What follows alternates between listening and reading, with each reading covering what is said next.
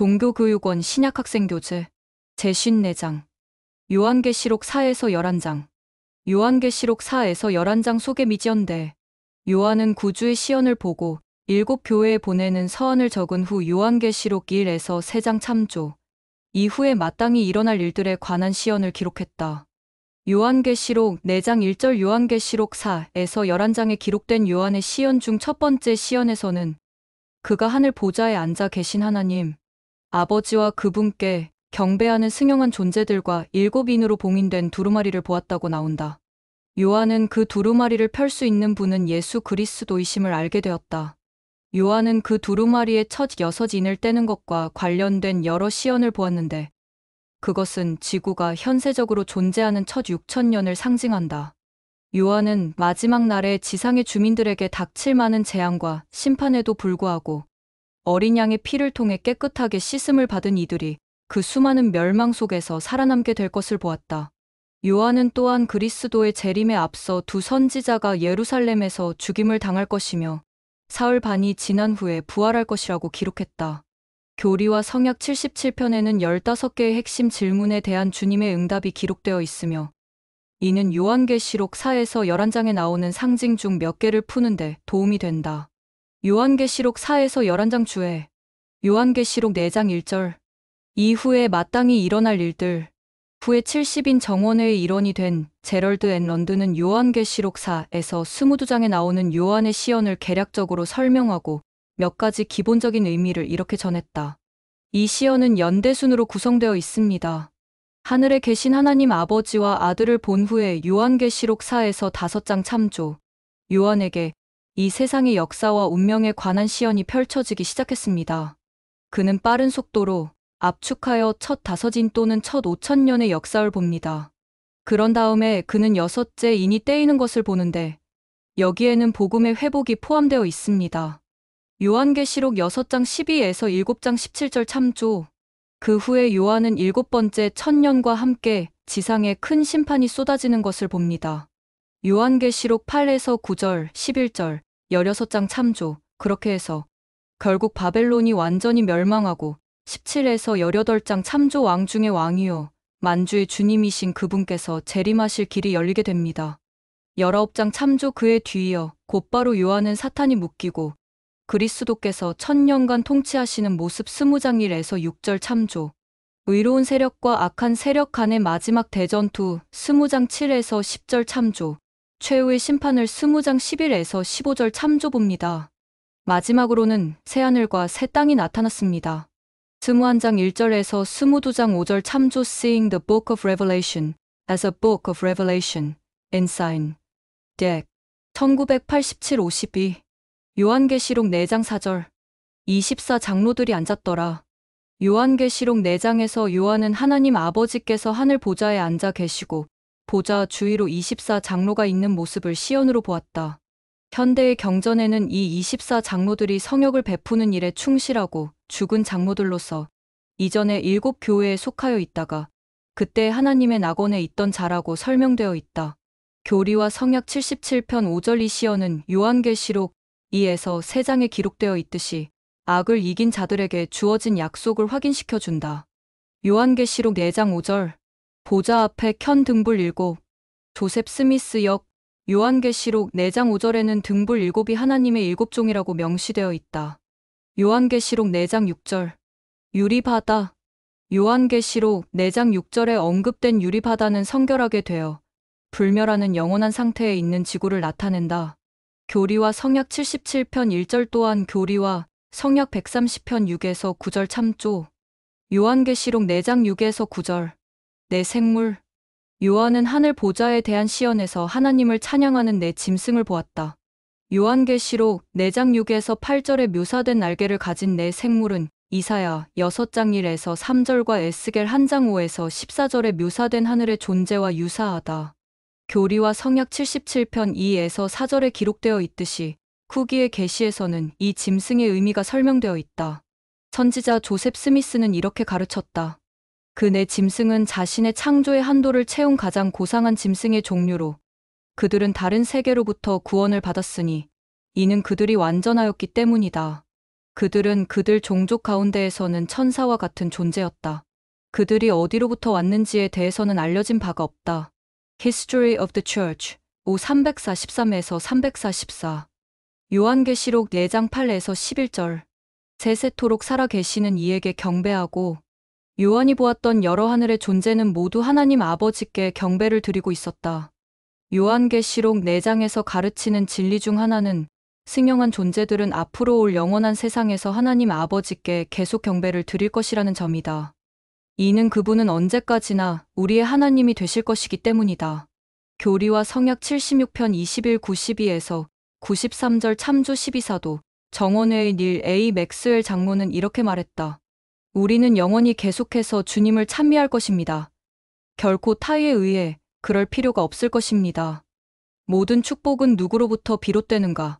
성도의 벗 1997년 7월호 12쪽 요한계시록 5장 1절 7인이 있는 두루마리 요한은 계속해서 시연에서 안팎으로 썼고 7인으로 봉헌 두루마리를 보았다. 요한계시록 5장 1절 교리와 성약 77편 6에서 7절에는 7인으로 봉해진 두루마리에 관한 다음과 같은 설명이 나온다. 첫째 인에는 첫째 천년의 일이 실려 있고 둘째에도 또한 둘째 천년의 일이 실려 있나니 이같이 일곱째까지 그러하느니라.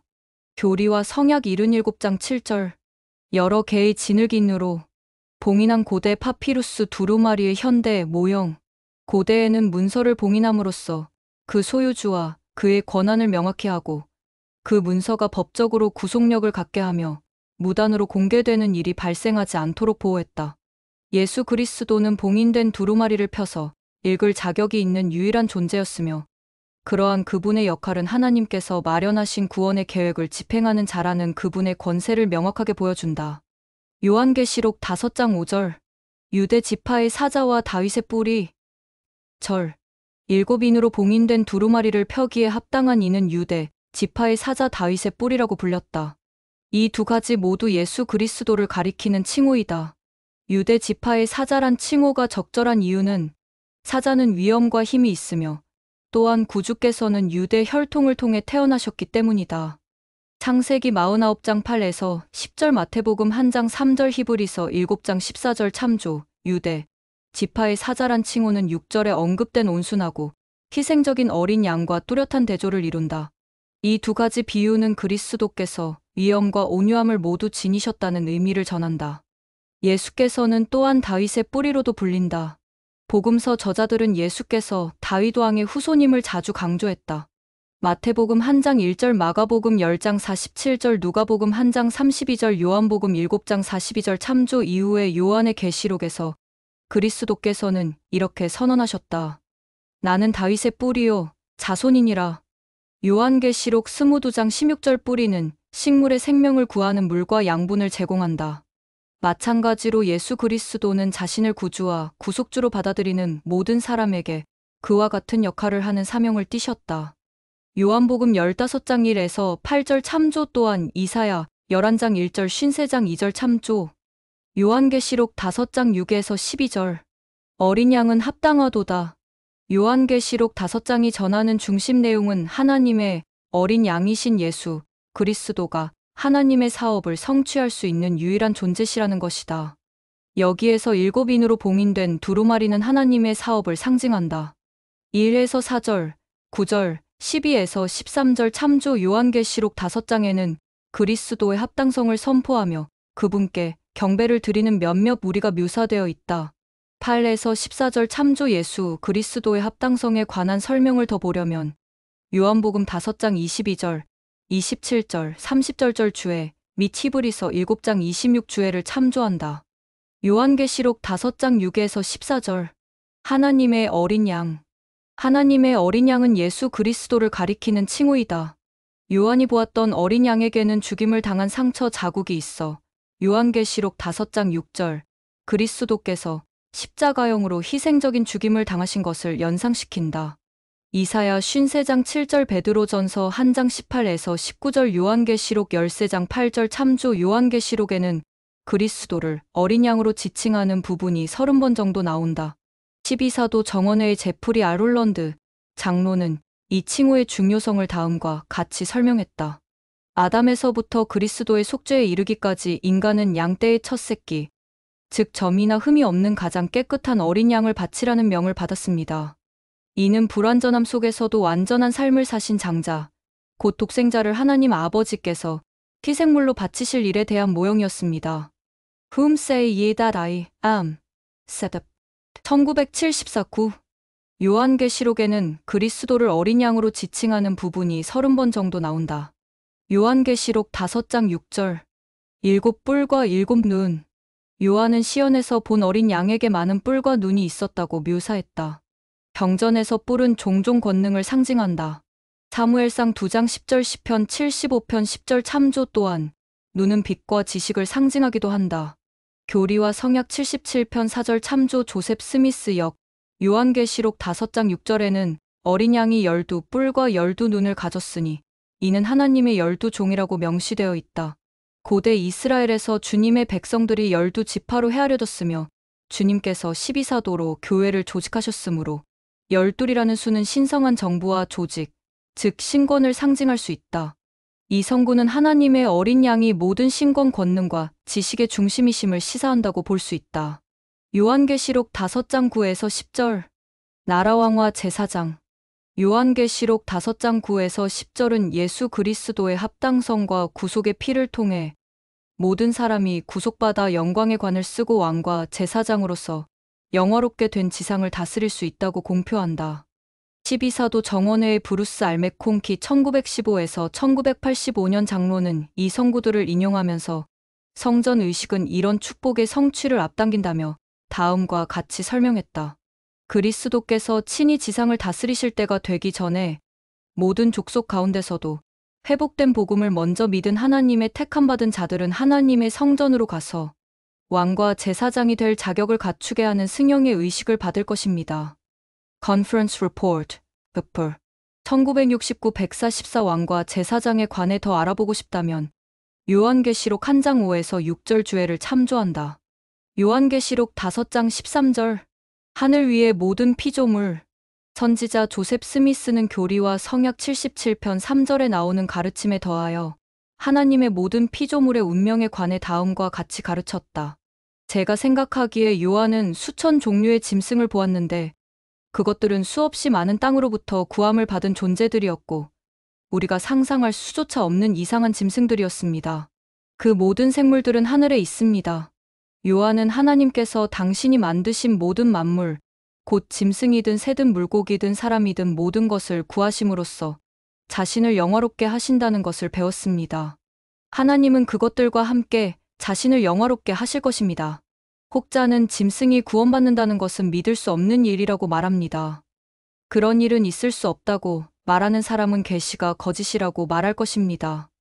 요한은 짐승들이 하나님께 영광을 돌리는 소리를 들었고 그것을 이해했습니다. History of the Church 5343 요한계시록 6장 첫 여섯인 그 두루마리의 7인이 각각 떼일 때마다 요한은 1000년 동안의 지구 역사를 시연으로 보았다. 교리와 성약 77편 7절 참조 따라서 첫 번째 이는 지구에 드러난 현세적 역사의 첫 번째 1000년 주전 4000에서 3000년 무렵과 관련되며 두 번째 이는 두 번째 1000년과 관련되는 식으로 계속되었다. 다음 도표는 첫 6000년간을 보여주며 요한이 그 시연을 묘사하기 위해 사용한 상징들에 대한 가능성 있는 해석이 실려 있다. 요한계시록 6장 첫 여섯인 인 및 추적 날짜 첫째인 2절 주전 4000에서 3000년 무렵 가능한 해석 흰말 승리 활 전쟁 면류관 정복자 브루스 알메콩키 장로는 요한계시록 6장 1에서 2절에 관해 해설하면서 이렇게 말했다. 이 성구에서 언급된 가장 놀라운 사건 중에는 에녹과 그의 성역도 포함되어 있다. 그리고 흥미로운 점은 요한이 본 것이 시온 설립과 시온이 하늘의 영역으로 옮겨진 사건이 아니라 비할 데 없이 불리한 전쟁에서 성도들의 군대를 지휘하는 에녹이 나아가서 이기고 또 이기려고 했던 일이라는 점이다. 요한계시록 6장 2절 또한 못에서 7장 13에서 18절 참조 Doctrine on New Testament Commentary 3보우스 1966에서 1973년 3477 인 및 추적 날짜 둘째인 3에서 4절 주전 3000에서 2000년 무렵. 가능한 해석. 붉은 말 유혈, 칼 전쟁과 파멸. 경전에 기록되어 있듯이 이 시기는 만연한 악과 폭력이 그 특징이 되며 노아 시대의 대홍수도 이 시기에 포함된다. 창세기 6에서 11장, 모세서 7장 24에서 43절, 8장 1에서 30절. 참조. 붉은 말을 탄 자는 땅에서 화평을 제하여 버리며 서로 죽이게 할 힘이 있었다. 요한계시록 6장 4절. 둘째인의 시기에 칼을 들고 전쟁과 유혈을 일으킨 붉은 말을 탄 자는 누구였는가? 아마도 그는 사탄일 것이다. 확실히 그가 힘을 떨친 큰 날, 즉 8명을 제외하고 살아있는 모든 영혼이 홍수에 휩쓸려 죽임을 당할 정도로 큰 악이 성행하던 시기였다. 만약 그가 루시퍼가 아니라면 아마도 냉혈한이었거나 학살을 자행하는 수많은 전사를 대표하는 사람이었을 텐데 우리에게는 그에 대한 기록이 없다. 주전 3000에서 주전 2000년은 전쟁과 멸망의 시기였다고만 이야기해도 충분할 것이다. 브루스 R. 데컨키, Doctrinal New Testament Commentary 3,478. 인 및 추적 날짜. 셋째인 5에서 6절 주전 2000에서 1000년 무렵. 가능한 해석. 검은 말 기근. 저울 높은 식품 가격. 밀한되는 성인의 하루 끼니로. 이런 기근의 상황에서 그 값은 한 데나리온이었을 것이다. 그리스어 데나리온 디네리는 로마의 동전을 가리키는 말이었는데 통상적으로 노동자의 하루치, 임금에 해당하는 금액이었다고 추정하는 이들도 있다. 한 사람이 하루치 임금을 모두 지불해야 겨우 먹고 살 정도의 음식을 구입할 수 있었다는 것은 기근으로 물가가 극도로 치솟았음을 나타낸다. 이에 비해 보리는 덜 비쌌으며 따라서 가난한 자들이 이를 먹었다. 경전에 기록되어 있듯이 이 시기는 기근으로 특징 짓는다. 창세기 41에서 42절, 아브라함서 1장 30절, 2장 1절, 17절, 21절. 참조. 인 및 추적 날짜. 넷째인 7에서 8절 주전 1000년 무렵에서 그리스도의 탄생. 가능한 해석. 청황색 말 사망. 사망과 음부 악인이 멸망하고 그들이 영옥으로 들어간 이사야 5장 14절. 참조.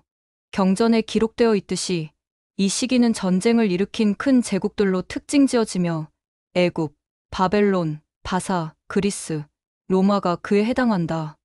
이사야, 예레미야, 아모스 등과 같은 선지자들의 경고를 거부한 이스라엘 왕국과 유다 왕국은 정복 전쟁을 나선 그 제국들의 희생자가 되었다.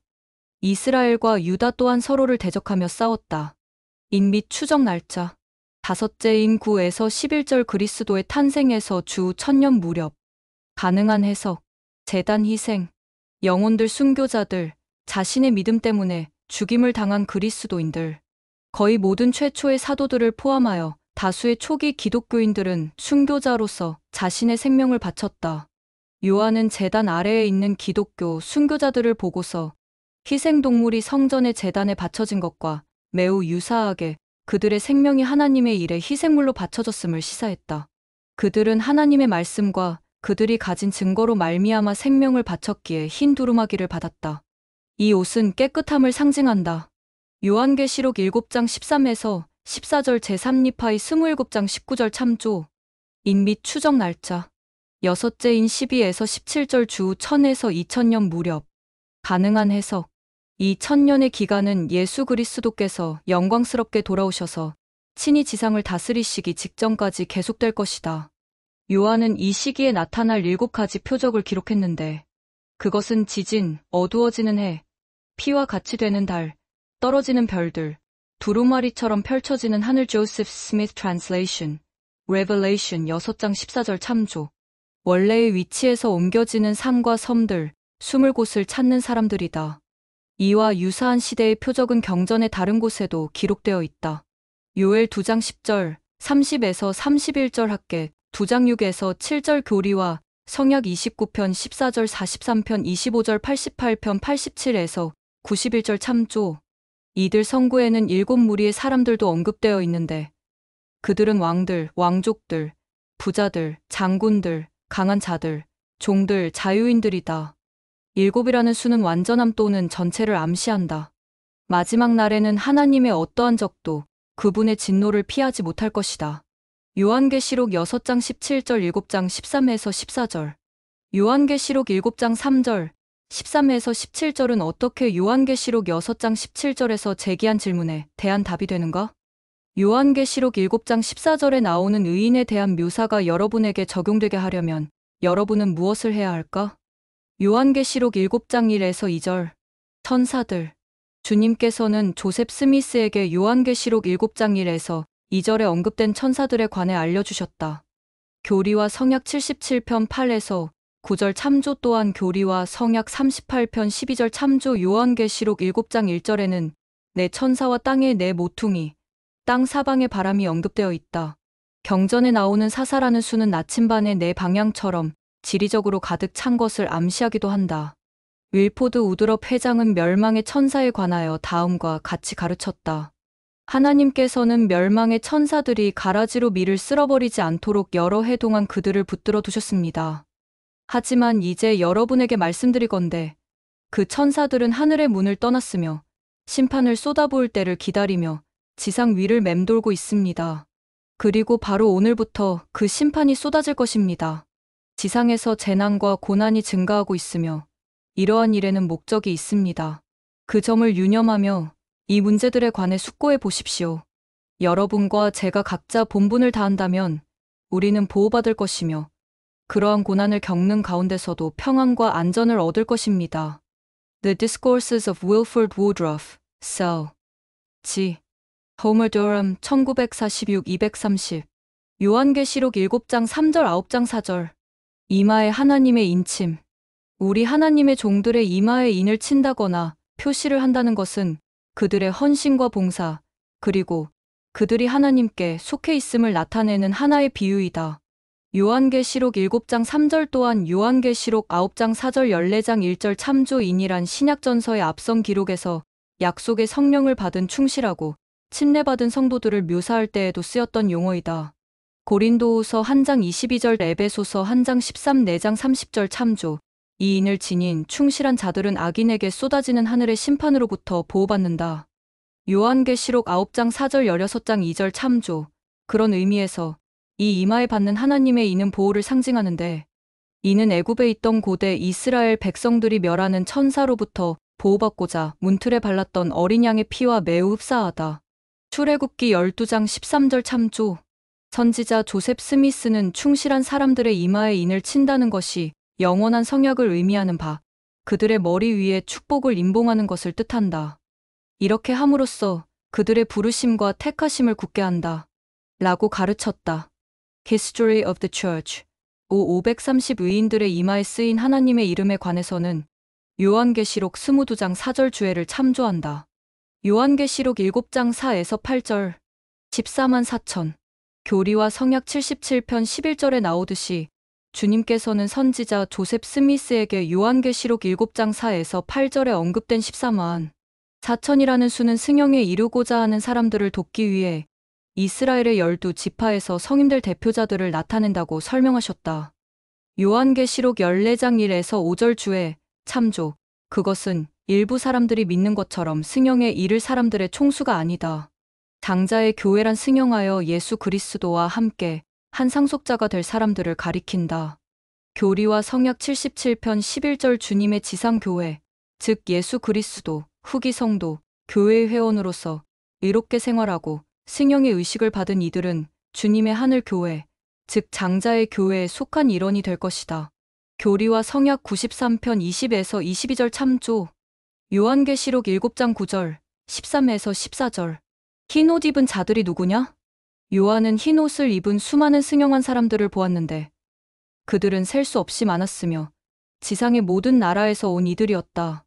손에 종려나무의 가지를 든 의인들의 모습은 구주께서 예루살렘으로 승리의 입성을 하시는 장면을 떠올리게 한다. 마태복음 21장 1에서 9절 요한복음 12장 12에서 15절 참조. 종려나무의 가지는 승리와 기쁨을 상징할 수 있다.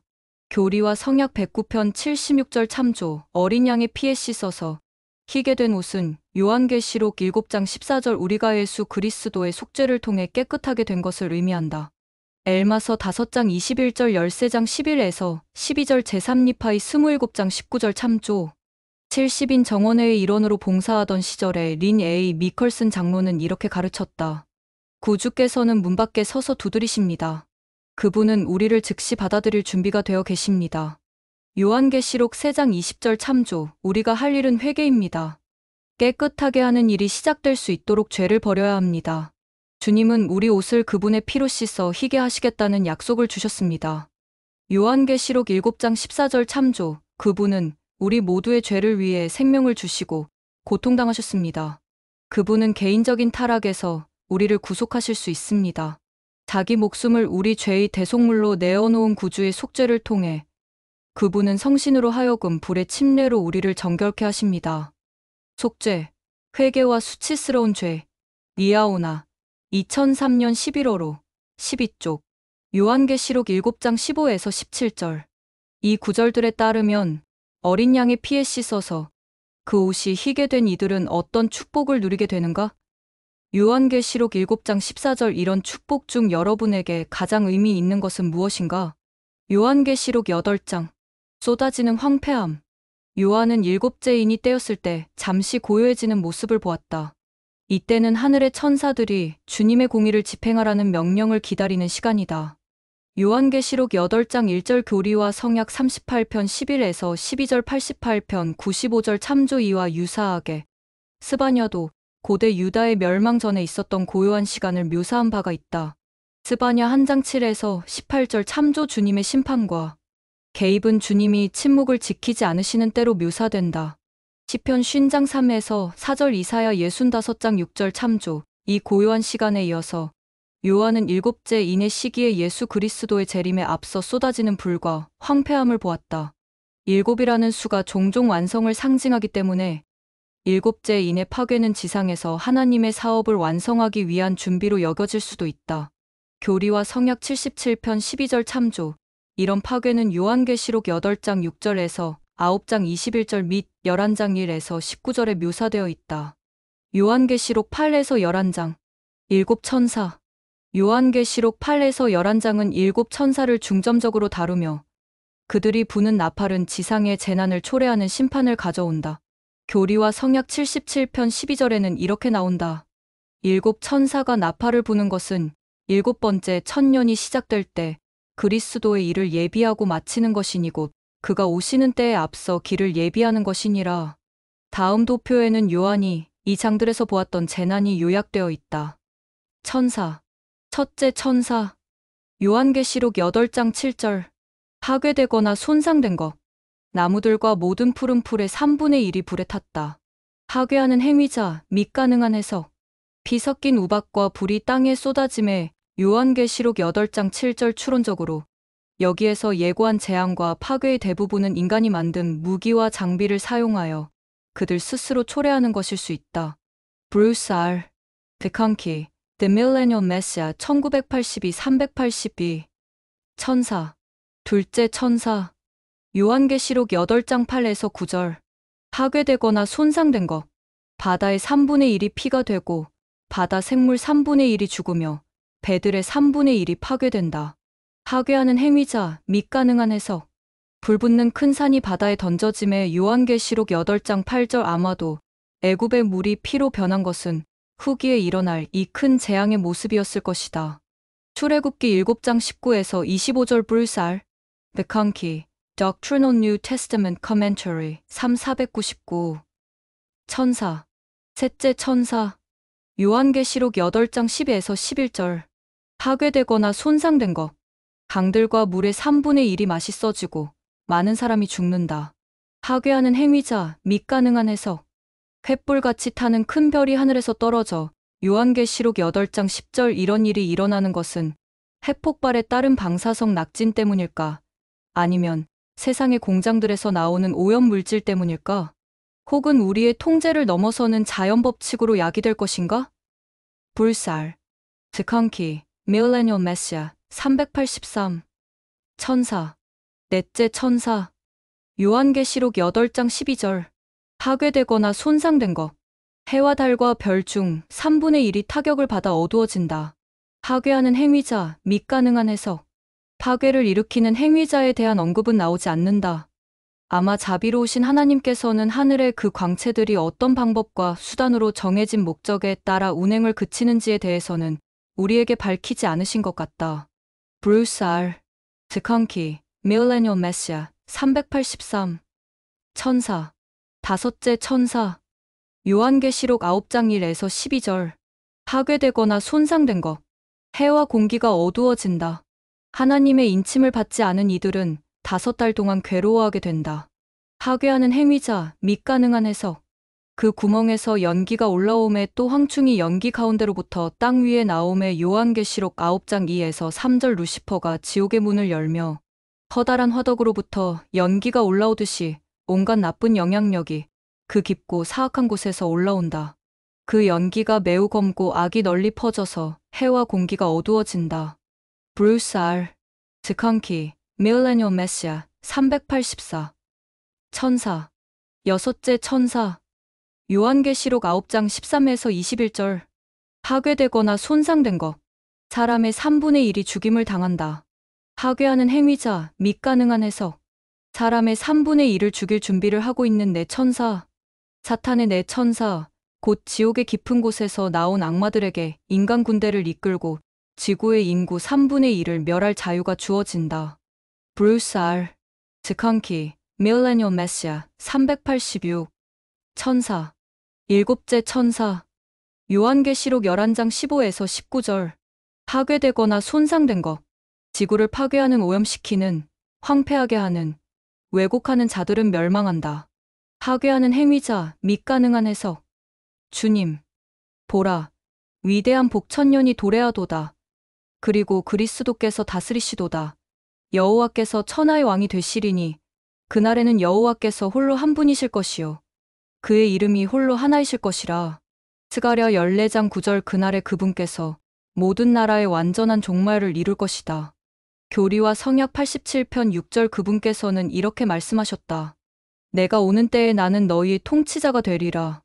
교리와 성약 41편 4절. 내가 올 때에 나의 법 외에는 어떠한 법도 가지지 않게 되리니 이는 내가 너희 입법자가 됨이라. 교리와 성약 38편 22절. 브루스 R. 드컨키, Doctrinal New Testament Commentary, 3512. 요한계시록 8장 5절. 땅에 쏟아진 제단의 불. 일곱째 인이 떼어진 후 요한은 한 천사가 제단의 불을 담아다가 땅에 쏟는 것을 보았다. 요한계시록 8장 5절. 브루스 R. 맥콩키 장로는 이렇게 말했다. 제단에서 가져와서 땅에 쏟은 뜨거운 숯은 일곱째 인을 떼는 동안에 악인에게 비처럼 쏟아질 하나님의 심판을 상징한다. Doctrinal New Testament Commentary, 3499. 요한계시록 8장 11절. 쓴 쑥. 셋째 천사가 나팔을 불었을 때 횃불같이 타는 큰 별이 하늘에서 떨어졌다. 요한은 이 별이 쓴 쑥이라고 밝혔다. 요한계시록 8장 11절. 쓴 쑥은 몹시 쓴맛이 나는 식물이었다. 하늘에서 떨어진 쓴 쑥이라는 이름의 이 별은 사탄을 따르는 모든 자가 겪을 괴로움과 두려움을 상징할 수도 있다. 요한계시록 8장 13절, 9장 12절, 11장 14절. 세 가지 화. 브루스 R. 맥콩키 장로는 세 가지 화의 의미를 이렇게 말했다. 주님께서는 요한에게 재림 전에 인류에게 닥칠 화를 보여 주신 후 요한계시록 6장 9에서 17절, 7장 8장 1에서 13절. 세 가지 화가 더 있을 것임을 천사와 같은 보조자를 통해 약속하셨다. 이런 화가 임하여 위대한 왕의 통치를 예고하기로 되어 있었다. 요한계시록 8장 13절. 이런 화의 첫 번째는 마지막 대학살의 서곡이 되는 믿을 수 없을 정도로 파괴적인 일련의 전쟁이었다. 요한계시록 9장 1에서 12절. 두 번째 화는 사람들, 무리의 3분의 1이 죽임을 당하는 마지막 큰 전쟁이었다. 요한계시록 9장 12에서 21절. 10장 11장 1에서 14절. 그리고 이제 세 번째 화는 하늘의 권능으로 포도원이 불타고 지구가 별의 왕국의 상태에서 달의 왕국의 상태로 바뀔 때 일어날 나머지 악인의 멸망일 것이다. Doctrinal New Testament Commentary, 3511. 요한계시록 9장 1절. 하늘에서 떨어져 무적행의 열쇠를 받은 별. 요한계시록 9장 1절은 악인의 마지막 멸망에 앞서 사탄과 그 추종자들이 펼치는 마지막 노력을 상징적으로 묘사한다. 사탄은 하늘에서 떨어진 별로 묘사된다. 또한 이사야 14장 12에서 17절, 요한계시록 12장 9절. 참조 조셉 스미스 역에는 이 열쇠가 사탄이 아니라 천사에게 주어졌다고 명시되어 있으며 그런 후 그 천사가 무적행을 열었다. 이는 하나님께서 최종적으로 통제하시며 사탄은 하나님께서 허락하실 때에만 권한을 행사한다는 점을 강조한다. 복천년이 시작되면 하나님께서는 사탄과 그의 추종자들을 결박하실 것이다. 요한계시록 20장 1에서 3절 교리와 성약 43편 29에서 31절 참조. 요한계시록 9장 2에서 3절. 무적행에서 올라온 연기. 요한계시록 9장 2에서 3절에 나오는 연기는 미아이의 생명나무 시연에 나오는 어둠의 안개를 연상시킨다. 니파이전서 8장 23절 12장 17절 참조. 무적행에서 나오는 연기는 하늘을 어둡게 하는데 이는 리아이의 시연에 나오는 어둠의 안개가 생명나무 주변을 흐리게 한 것과 비슷하다. 이 연기는 마지막 때에 지상에 있는 의를 파괴하려는 사탄의 모든 거짓 철학, 유혹, 속임수, 시도를 암시하는 것일 수도 있다. 교리와 성약 93편 39절 참조. 요한계시록 9장 4절. 의인들은 보호받을 것이다. 요한계시록 8장에는 악인이 받을 심판이 묘사되어 있는데 그 내용은 요한계시록 9장에서도 계속된다. 사도 요한은 재림에 앞서 일어날 재난들로 말미암아 온 지상과 그 주민들이 아니라 오직 이마에 하나님의 인침을 받지 아니한 사람들만 요한계시록 9장 4절 해를 입는 것을 보았다. 이 원리는 다른 경전에 나오는 약속과도 일치한다. 즉, 마지막 날에 충실한 사람들은 결국 보호받게 된다. 니파이전서 22장 17에서 19절 교리와 성약 115편 5에서 6절 참조. 고든 비잉클리 회장은 마지막 날에 재난으로부터 보호를 받고자 할 때 영적인 준비를 최우선에 두어야 한다며 다음과 같이 강조했다. 누군가는 노아가 방주를 지을 때 비가 오고 있지 않았다고 말했습니다. 그러나 그가 방주를 다 짓고 나자 비가 내렸습니다. 주님은 이렇게 말씀하셨습니다. 너희가 준비되어 있으면 두려워하지 않게 되리라. 교리와 성약 38편 30절. 교리와 성약에는 가장 중요한 준비에 대해 다음과 같이 언급되어 있습니다. 그런즉 너희는 주의 날이 이르기까지 거룩한 곳에 서서 움직이지 말라. 교리와 성약 87편 8절. 우리는 주님의 보호와 인도를 간구할 수 있는 삶을 살 수 있습니다. 이것이 첫 번째 우선순위입니다. 우리가 그분의 계명을 기꺼이 지키지 않는다면 우리는 그분의 도움을 기대할 수 없습니다. 너희가 준비되어 있으면 두려워하지 않게 되리라. 리아오나 2005년 11월호 62쪽. 주님께서는 마지막 날에 의인들을 보호하겠다고 약속하시지만 선지자 조셉 스미스는 일부 의인들이 마지막 날의 시련과 재난 중에 목숨을 잃을 수도 있다며 이렇게 밝혔다. 저는 인자의 오심에 대해 그리고 악인들이 고통을 받는 동안 성도들이 모든 심판을 피하리라는 것은 그릇된 생각이라는 것에 대해 설명했습니다. 이는 모든 육체가 연약하여 고통을 겪게 되어 있으며 그것은 이인들도 피하기 힘들 것이기 때문입니다. 교리와 성약 63편 34절 참조. 그러나 의인들은 신앙으로 살 것이기 때문에 하박국 2장 4절. 그래도 많은 성도들은 고통을 피하게 될 것입니다. 그럼에도 불구하고 많은 의인들이 육신의 연약함으로 인해 질병과 역병의 희생자가 되겠지만 그들은 결국 하나님의 왕국에서 구원을 받을 것입니다. 교회 회장들의 가르침장 조셉 스미스의 17252에서 253쪽. 요한계시록 9장 4에서 10절. 큰 전쟁의 시기. 요한은 마지막 때에 있을 전쟁과 파멸을 묘사하기 위해 자신에게 익숙한 표현과 비유를 사용했다. 황충과 정갈은 종종 경전에서 고통이나 파괴와 연결되는 의미로 쓰인다. 출애굽기 10장 14에서 15절, 열왕기상 12장 11절 참조. 철, 말, 병거는 전쟁을 나타낸다. 여호수아 17장 16절, 에스겔 39장 20절, 다니엘 11장 40절 참조. 브루스 알메콩키 장로는 요한계시록 9장에 묘사된 전쟁이 의미할 수 있는 바에 대해 이렇게 설명했다. 여기에서 요한은 자신은 물론 그 시대 사람들이 전혀 경험한 바가 없는 환경과 무기로 벌이는 전쟁을 묘사하고자 노력했다. 그와 똑같은 표현력의 한계를 안고서 요엘 역시 요엘 2장 1에서 11절에 나오는 똑같은 장면을 묘사하고자 했다.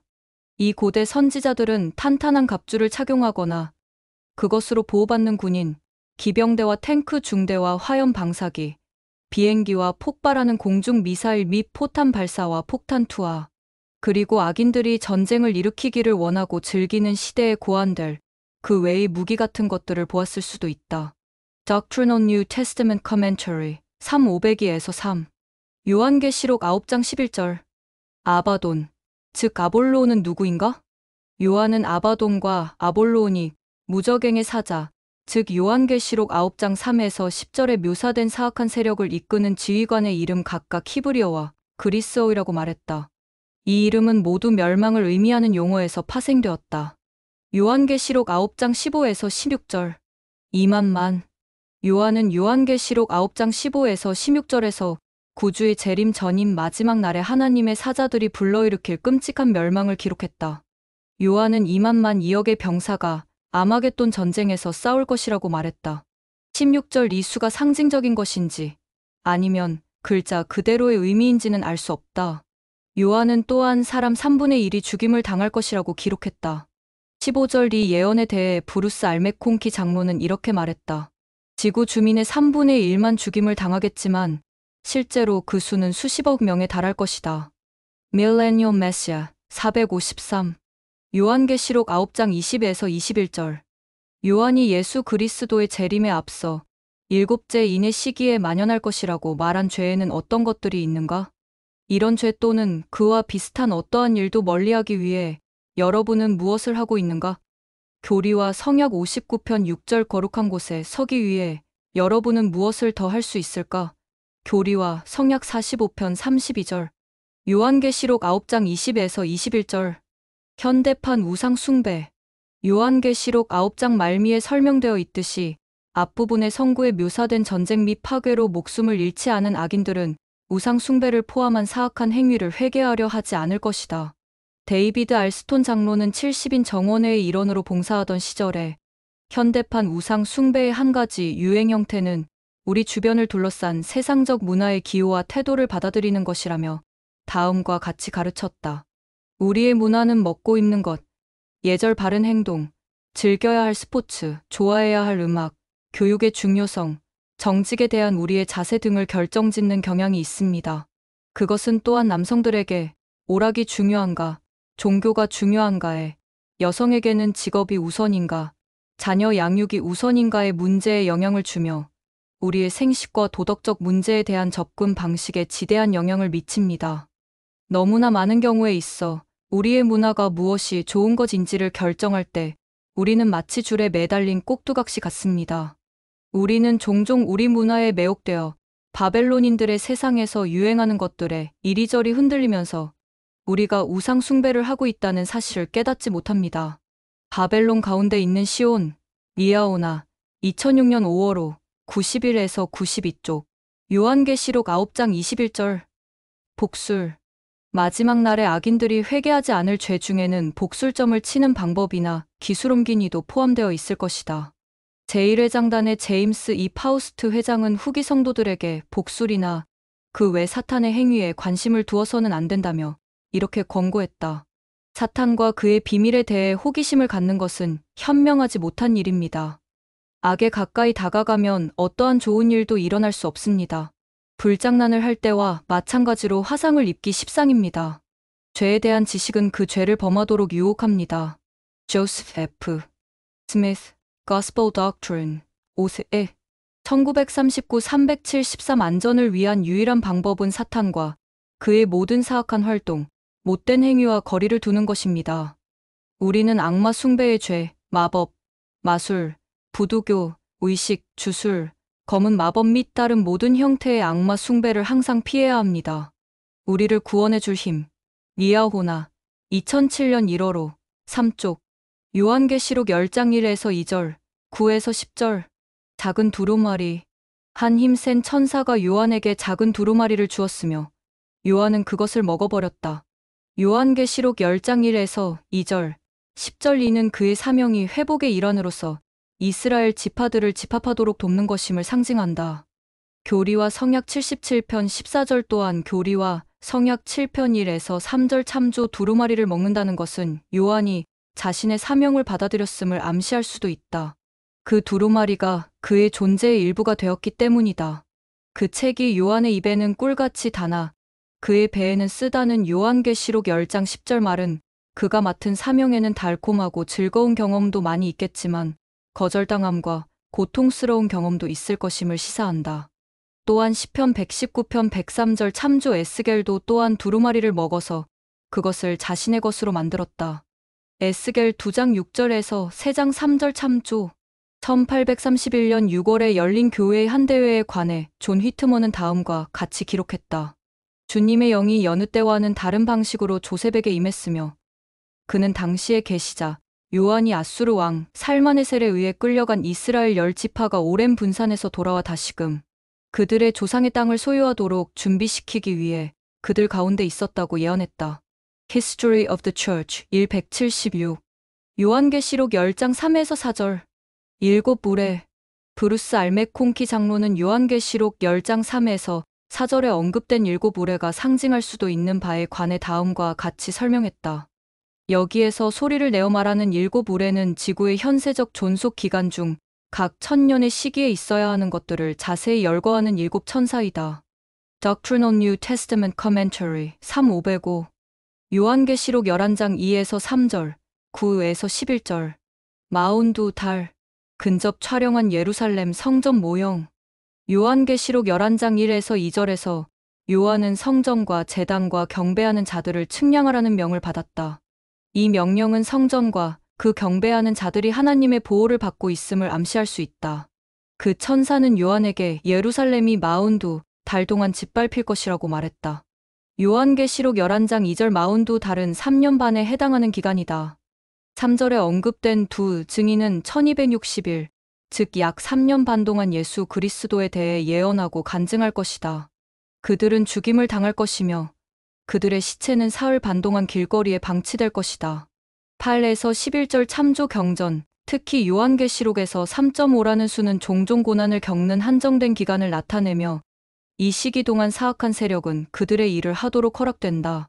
다니엘 7장 24에서 25절 12장 7절 누가복음 4장 25절 요한계시록 11장 2에서 3절 9에서 11절 12장 14절 13장 5절 참조 3.5는 완전과 완성을 상징하는 7의 절반이므로 이것은 불완전과 배도를 나타내는 것일 수도 있다.